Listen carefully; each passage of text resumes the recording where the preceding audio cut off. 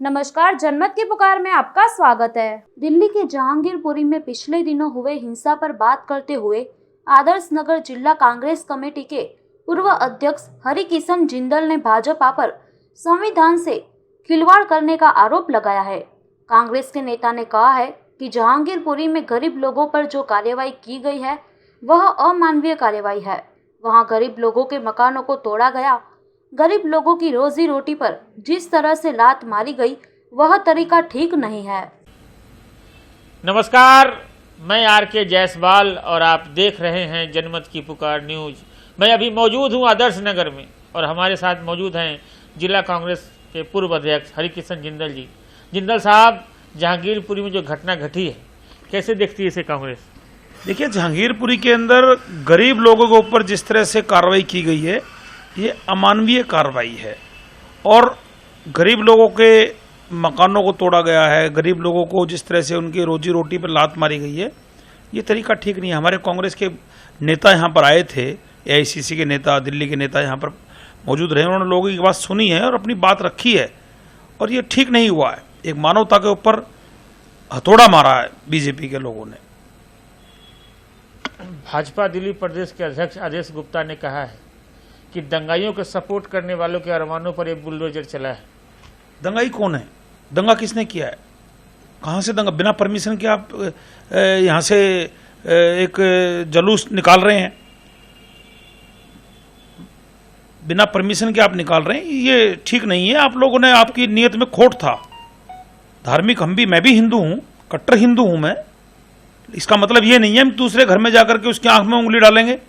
वो रह रहे हैं, सबको, सभी अपने धर्मों के साथ रहने का सबको अधिकार है। आप इसको हिंदू मुस्लिम करना चाहते हैं, गरीब लोग अपना पेट पाल रहे हैं, उसमें हिंदू भी हैं, मुस्लिम भी हैं, सभी लोग हैं, लेकिन आप उसको एक तुष्टिकरण की राजनीति के तहत और एक जबरदस्ती वाला जो काम कर रहे हैं ये ठीक नहीं है। आप तो दादागिरी कर रहे हैं, आप संविधान के साथ खिलवाड़ कर रहे हैं, ये ठीक नहीं है, इसका हम विरोध करते हैं। जिंदल साहब, भाजपा ने तो यहाँ तक कहा है कि कांग्रेस ने ये रोहिंग्याओं को, बांग्लादेशियों को बसाया है, अब हम इनको बसने नहीं देंगे यहाँ पर।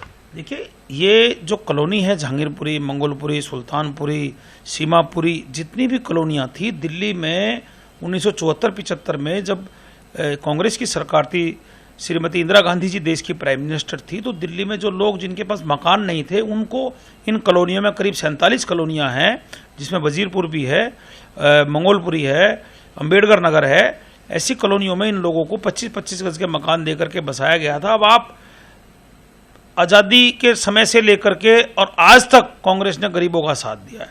उस टाइम जब 75 में, 74 में जब ये कॉलोनी काटी गई थी, उस बात को लेकर आज करीब 50 साल हो गए हैं, अब इनको याद आ रहा है। आज 8 साल प्राइम मिनिस्टर मोदी साहब को बने हुए हो गए, आज इनको याद आया है। क्या बात कर रहे हैं आप धर्म के लिए लोगों को परेशान कर रहे हैं, धर्म की आड़ में। आपका तरीका डिक्टेटरशिप वाला है, ये हिटलर शाही नहीं चलेगी, इसके हम विरोध करते हैं। जिंदल साहब, पिछले दिनों आप सोनिया गांधी से मिलने गए थे, क्या बातें हुई? देखिए, दिल्ली के अंदर मेंबरशिप चल रही है, पूरे देश में मेंबरशिप चल रही है और हम पार्टी के आदमी हैं। ठीक है, दिल्ली को हम किस तरह से मजबूत करें, कांग्रेस को किस तरह से और अधिक हम जान फूकें इसमें।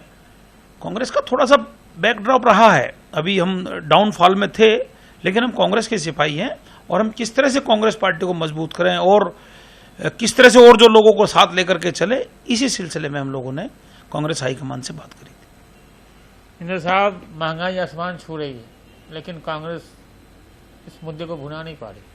देखिए, मुद्दा तो हम भुना रहे हैं, लेकिन केजरीवाल साहब ने और बीजेपी ने जिस तरह से कंट्रोल किया है मीडिया के ऊपर, और ये जो जहांगीरपुरी की घटना है, इसके अलावा देश में और भी 10-12 जगह पर ऐसी घटनाएं हुई हैं, ये उसी का एक पार्ट है। महंगाई को, बेरोजगारी को ध्यान कन्वर्ट करने का, लोगों का तरीका, ध्यान को एक हटा करके हिंदू मुस्लिम के ऊपर लाने का एक ये तरीका वो है। और मीडिया और सब पुलिस प्रशासन, क्योंकि इनकी सरकार है, ये मोटे मोटे एडवर्टाइजमेंट दे रहे हैं, तो वो लोग इनको पसते हैं। इसलिए लोग परेशान हैं, पेट्रोल के रेट से परेशान है। पेट्रोल की जिस तरह से महंगाई हो रही है, जिस तरह से डीजल के रेट बढ़ रहे हैं, उनको लेकर के लोग परेशान हैं।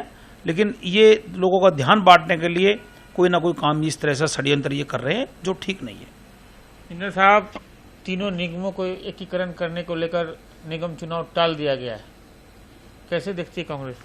देखिए, 3 निगम हमारी सरकार ने, जब शीला दीक्षित जी की सरकार थी, 3 निगम का बनाने का एक मकसद था। उस टाइम उसकी ज़रूरत थी कि अभी हम 3 निगम बनाएंगे, लोगों को घर के समीप उसकी सुविधाएं मिलेंगी।